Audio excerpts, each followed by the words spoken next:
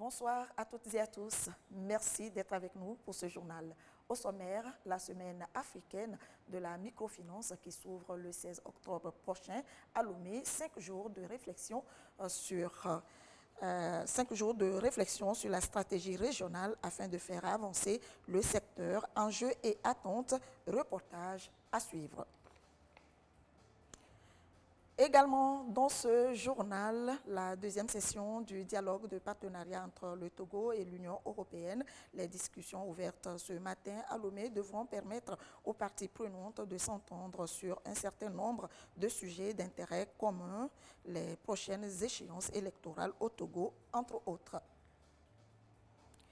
Et puis, la 4e édition du mois du consommé local est officiellement lancée ce jour à Lomé.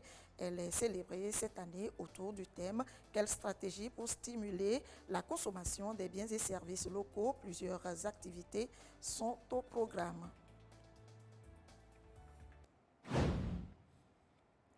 Voilà pour les titres. Bienvenue dans le 20h de ce lundi. La capitale togolaise sera le centre d'attraction de la microfinance africaine à partir du 16 octobre prochain. 5 jours de discussion entre experts, praticiens et leaders d'opinion sur la stratégie régionale pour faire avancer le secteur. Quels enjeux et attentes de cette rencontre de Lomé? Éclairage Ulrich Amega.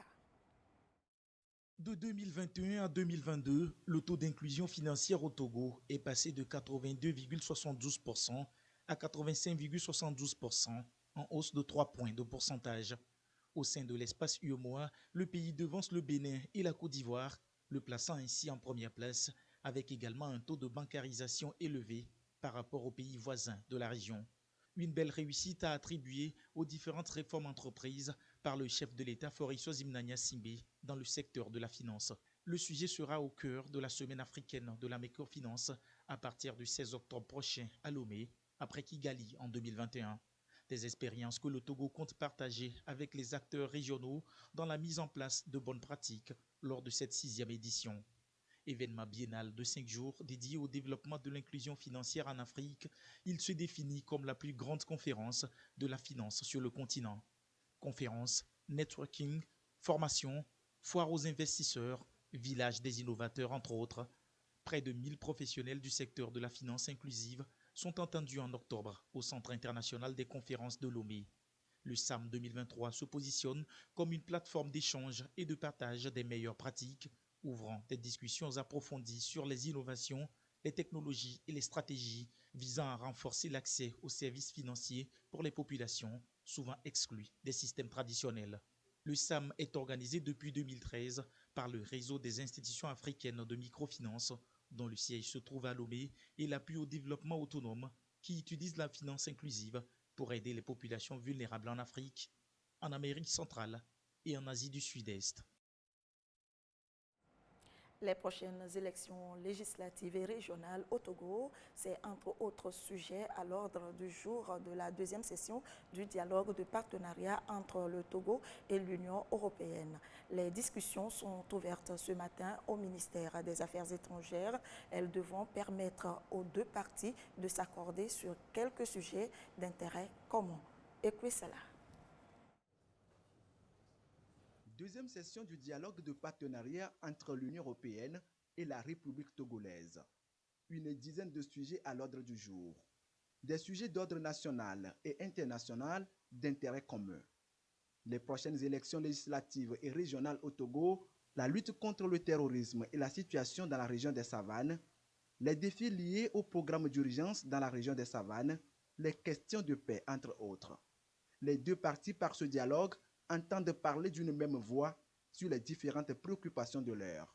C'est un dialogue qui a comme objectif d'échanger des informations, d'encourager la compréhension mutuelle qui est important, ainsi que de faciliter la définition des priorités et des principes communs. Par ces dialogues, les parties contribuent à la paix, à la sécurité, à la stabilité et à la promotion d'un environnement politique stable et démocratique.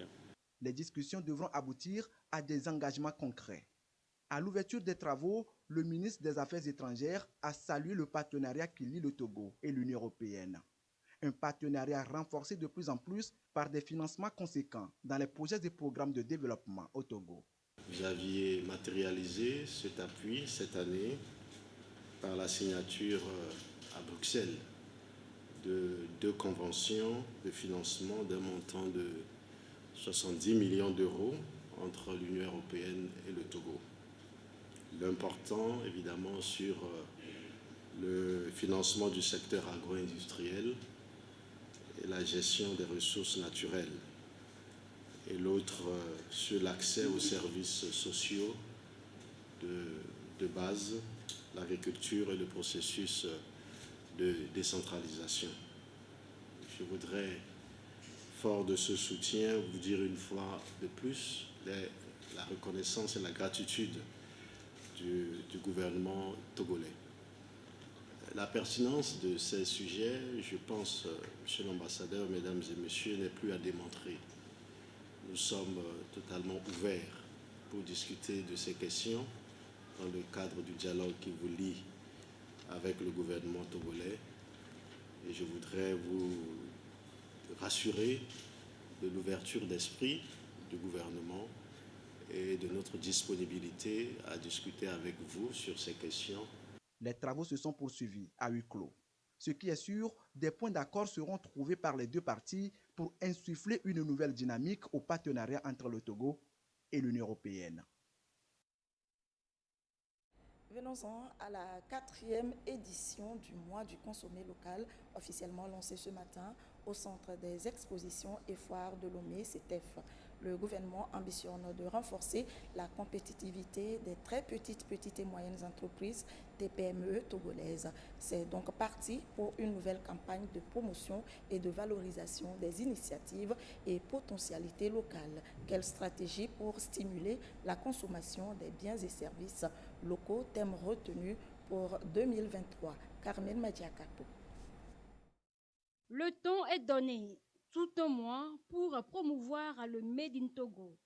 Au Centre des expositions et foires de Lomé, ils sont présents, transformateurs, distributeurs et promoteurs avec des produits variés 100% togolais. Nous sommes venus avec les tissus batiques. Nous sommes aussi dans les récupérations, c'est-à-dire les pneus que nous récupérons pour travailler. Ce que nous apportons, c'est la disponibilité du produit auprès des consommateurs. La marque Julado, par exemple, les jus, les farines, d'igname, de manioc, par exemple. Nous avons apporté des liqueurs qui sont produites à base des épices. Donc, c'est des liqueurs thérapeutiques. L'UEMOA a exprimé son soutien à cette initiative. Elle a souligné l'importance de la coopération régionale pour promouvoir la croissance économique durable. Le thème de la présente édition, qui est quelle stratégie pour stimuler la consommation des biens et services locaux dans l'espace UEMOA, marque un tournant important dans la mise en œuvre de cet événement. C'est en ce sens qu'il nous invite à réfléchir de façon approfondie sur les projets et programmes structurants, ainsi que les actions fortes et mesurables à développer au niveau national et régional pour impacter significativement le marché de produits communautaires. Le ministre en charge de la consommation locale a souligné que le gouvernement travaille sur des politiques visant à faciliter l'accès des entreprises locales au marché de la sous-région. Les 3 premières éditions nous ont permis d'enregistrer des retombées bénéfiques pour tous les acteurs de la chaîne de consommation locale, notamment les producteurs, les transformateurs, les distributeurs et les consommateurs. En effet, ces 3 premières éditions ont permis une augmentation de près de 40% du chiffre d'affaires et le renforcement des effectifs dans les secteurs des cosmétiques, de l'habillement et de l'agroalimentaire. Le gouvernement, à travers cette 4e édition du mois du consommé local, entend réaffirmer sa ferme volonté de faire de la consommation locale un des leviers incontournables pour la transformation structurelle de notre économie.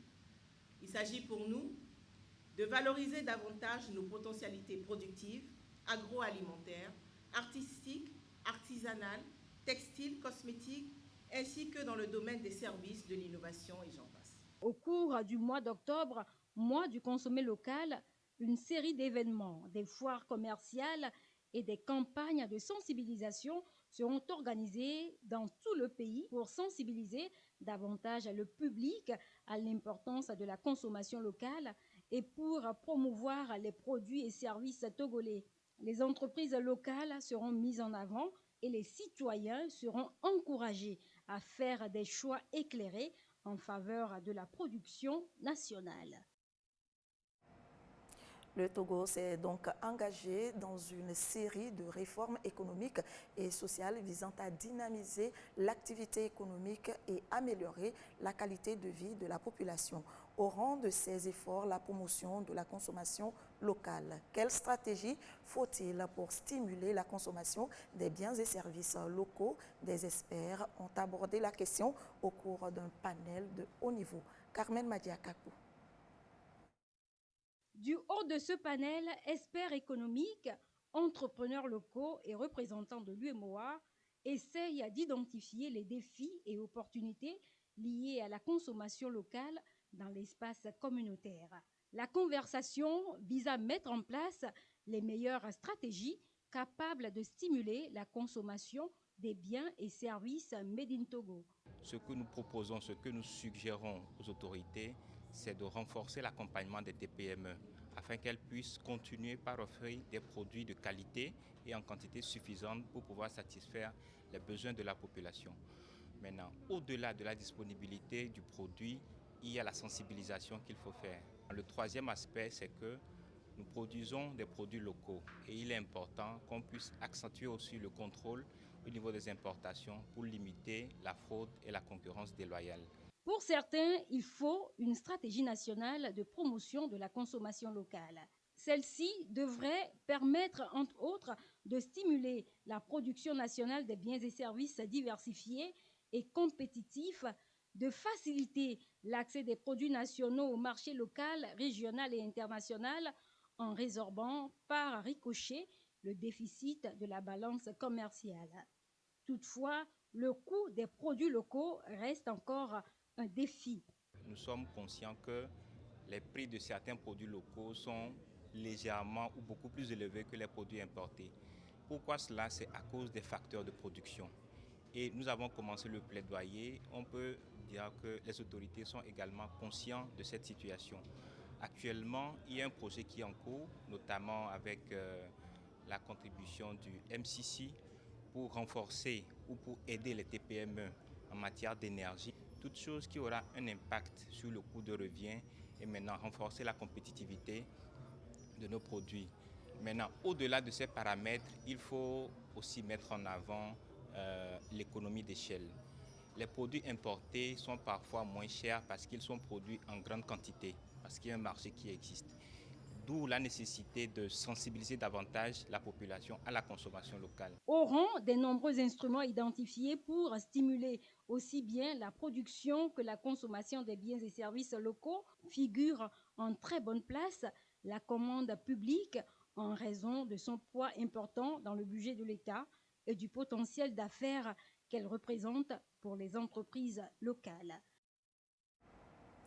À noter que la Haute Autorité de prévention et de lutte contre la corruption et les infractions assimilées à Plusia est en tournée de sensibilisation des élus et cadres municipaux sur la corruption. Campagne pour convier tous à une lutte plus efficace contre ce fléau qui sape le développement dans son ensemble. Désiré Aloy.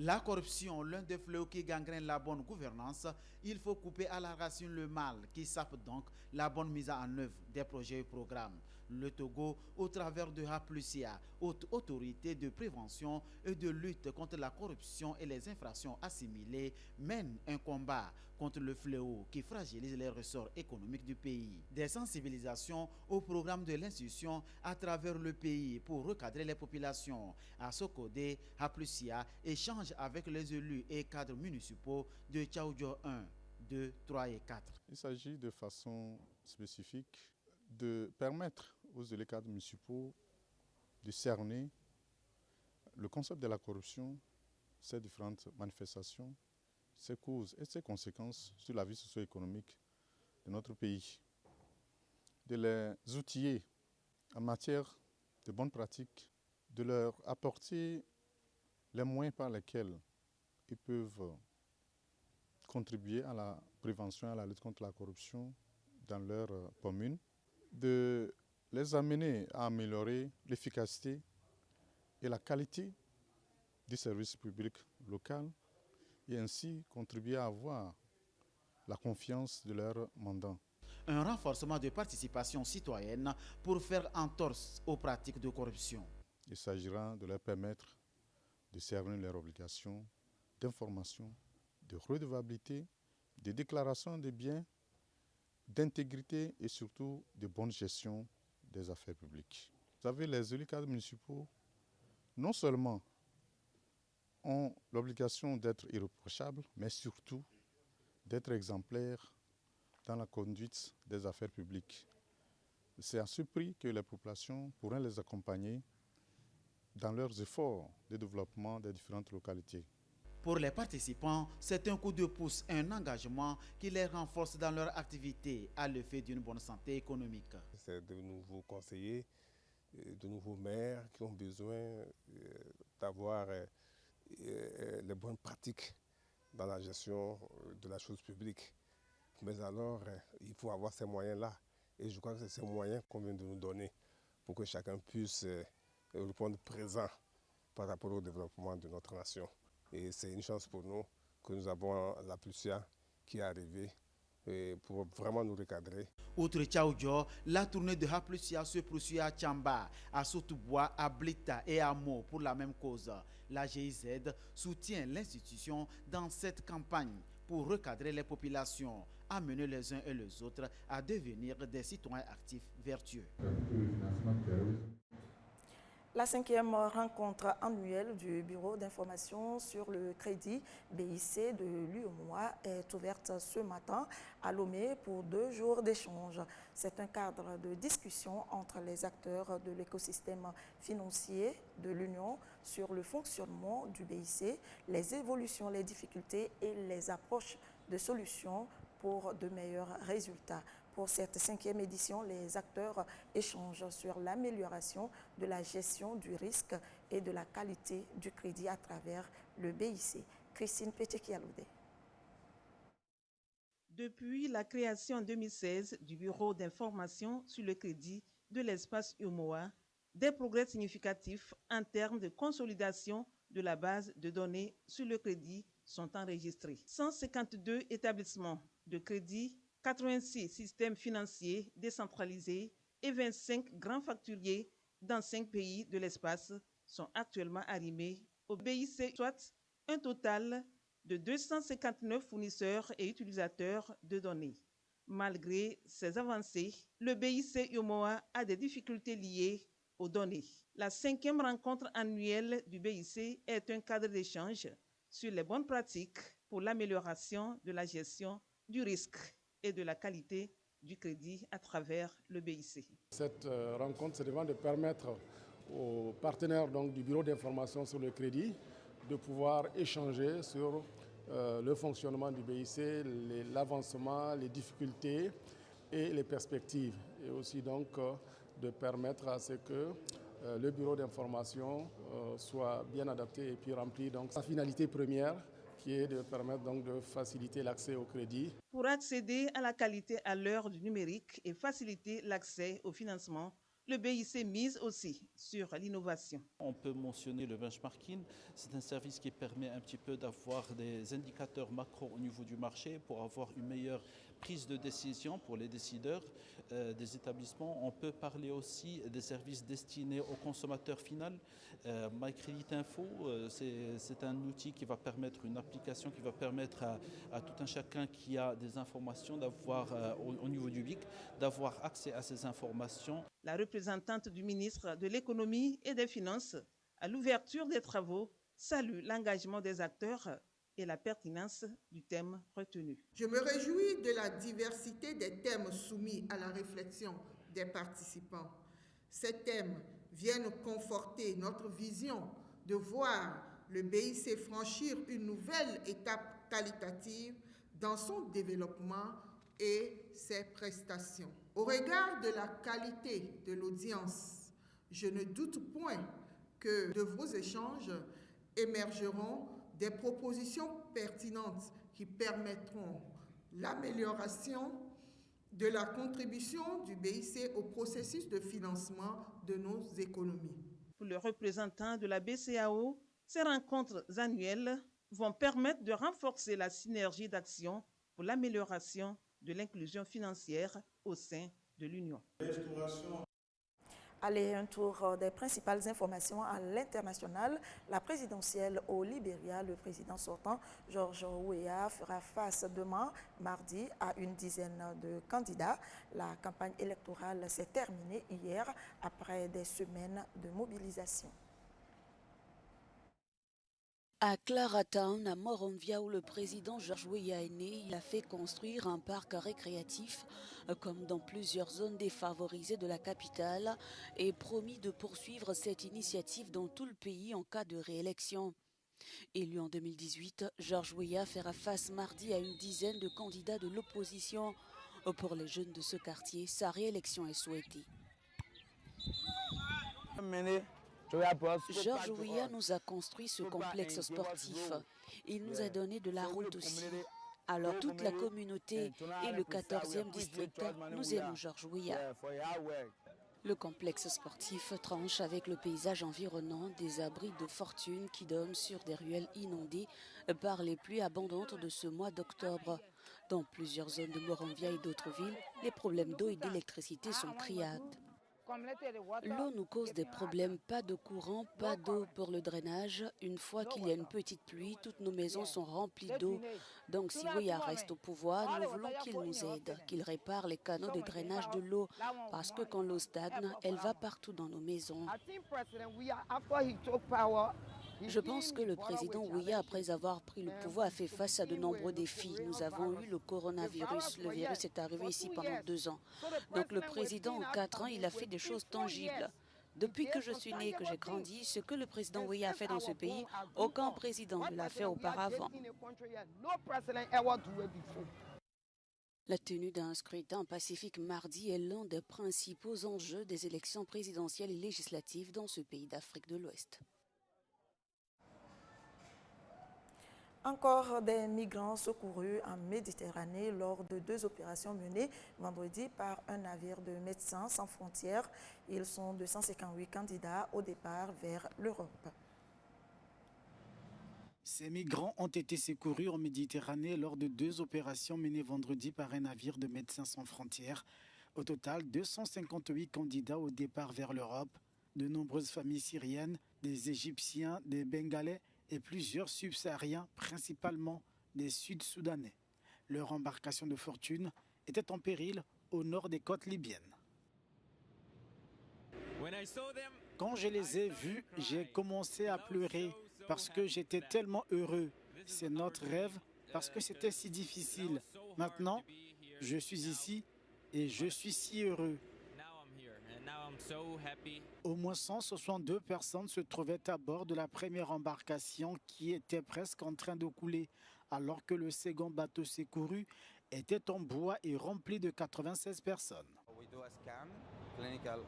Nous procédons à un examen médical et c'est notre priorité pour voir les besoins de base, bien sûr, et pour rendre les gens plus à l'aise. Ensuite, nous commençons à établir une relation de confiance avec eux.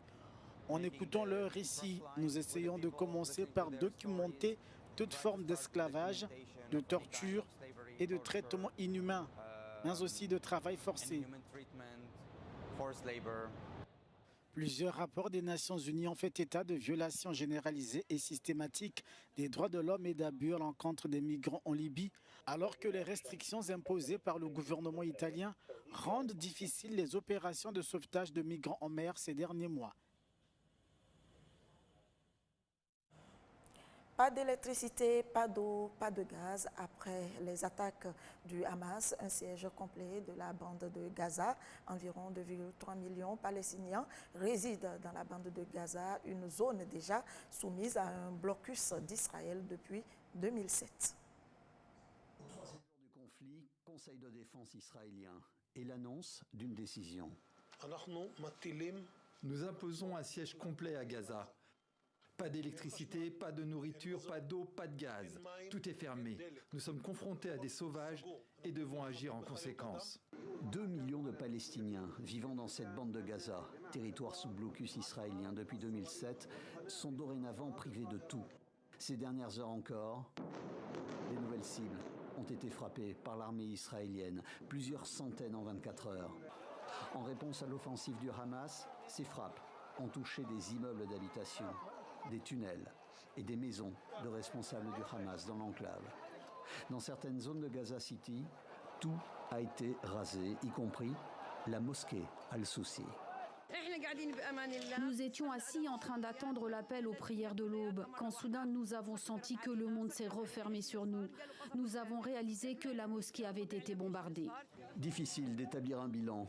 Ici, devant l'hôpital Al-Shifa de la ville de Gaza, les ambulances apportent constamment les blessés ou des corps retirés des décombres.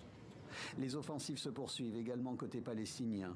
Ici, à l'image, une salve de roquettes tirée la nuit dernière depuis Gaza, interceptée quelques secondes plus tard par le dôme de fer, le système de défense israélien, un dispositif permettant de détruire en vol 80 à 90% de ces projectiles. Certaines roquettes qui ont réussi à passer se sont abattues sur la ville d'Ashkelon. L'armée sécurise le site, mais à tout moment, le danger peut tomber du ciel une nouvelle fois. Au même instant, non loin de là, sur un checkpoint, des militaires israéliens appréhendent 2 Palestiniens. Des opérations au sol qui actuellement seraient menées dans 7 ou 8 endroits autour de Gaza. L'armée assure avoir repris aujourd'hui le contrôle de ces zones, mais il s'agit aussi de retrouver les dizaines d'otages capturés samedi et également dans la journée d'hier. Des proches de ces personnes enlevées ont pris la parole il y a quelques heures. Ce qui se passe est incroyable, tout simplement incroyable. Nous exigeons des réponses de notre gouvernement. À Jérusalem et à Tel Aviv, les sirènes d'alerte à la roquette ont retenti ce lundi. Un 3e jour de conflit et rien ne semble pour l'heure calmer ce nouveau cycle de tension. Revenons en page nationale avec l'initiative de la promesse climatique qui entre dans sa 2e phase au Togo. Elle va consister en la mise en place de stratégies pour la réduction à long terme des émissions de carbone et des gaz à effet de serre à l'horizon 2025. Ce programme des Nations Unies pour l'environnement a été lancé à Lomé. Clarisse Aticlé. Sur le long terme, le Togo veut réduire ses émissions de carbone et de gaz à effet de serre. Le pays adhère ainsi à l'initiative de la promesse climatique. La 2e phase de ce programme, officiellement lancé, engage tous les secteurs d'activité. Actuellement, partout, on assiste beaucoup vraiment aux catastrophes naturelles. Donc vraiment, c'est important pour que tout le monde puisse apporter sa pierre vraiment pour un changement de comportement, afin que vraiment notre monde soit beau et idéal. La première phase de l'initiative de la promesse climatique a permis au Togo de mener des actions déterminantes au niveau national qui seront suivies et renforcées au cours de la 2e phase. La 2e phase va concerner le suivi et le développement de la stratégie de développement à long terme et sobre en carbone.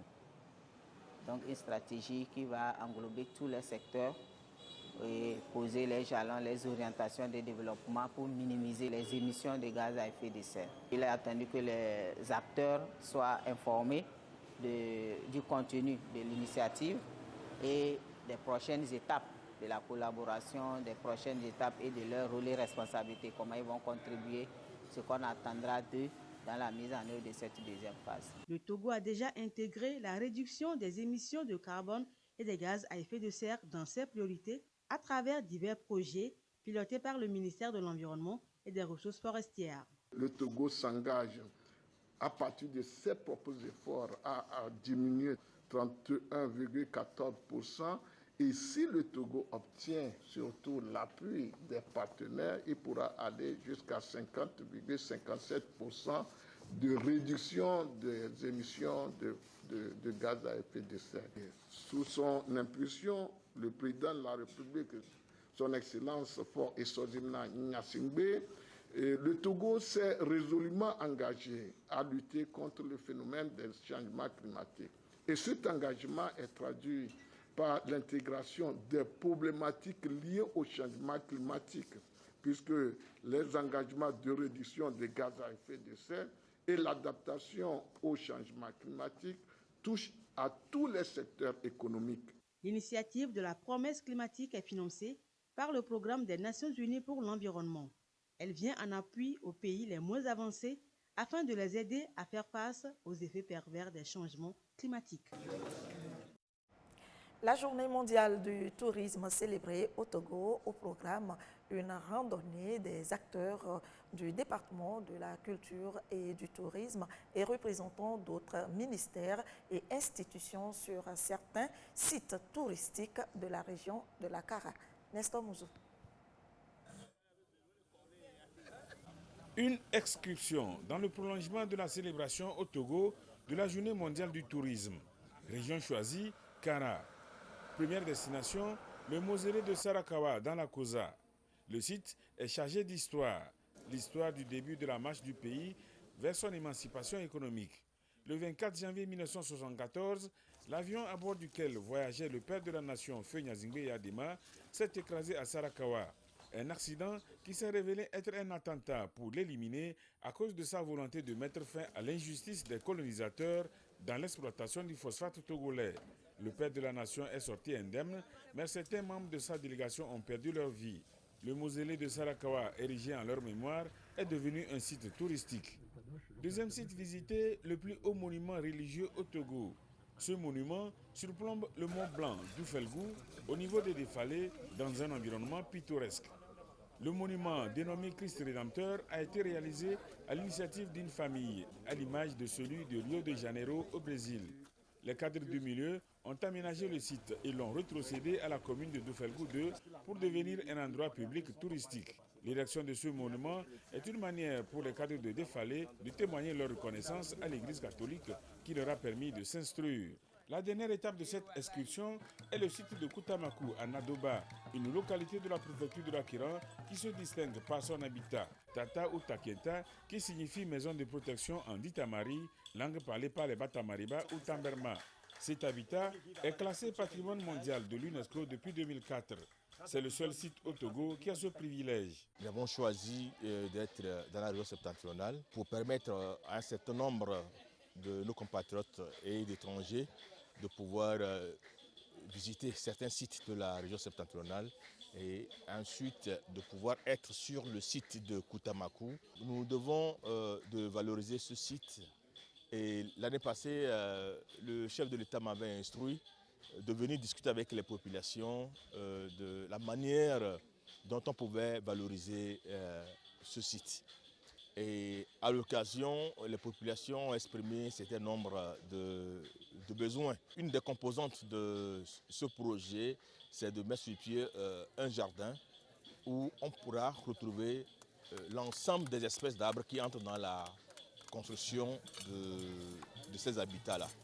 Donc aujourd'hui, ils sont venus mettre en terre ces arbres-là pour permettre aux populations de pouvoir disposer dans 5 ans, dans 10 ans, de ces arbres-là qui doivent entrer dans la construction des habitats que nous devons à tout prix sauvegarder, étant donné que ça fait partie aujourd'hui du patrimoine universel.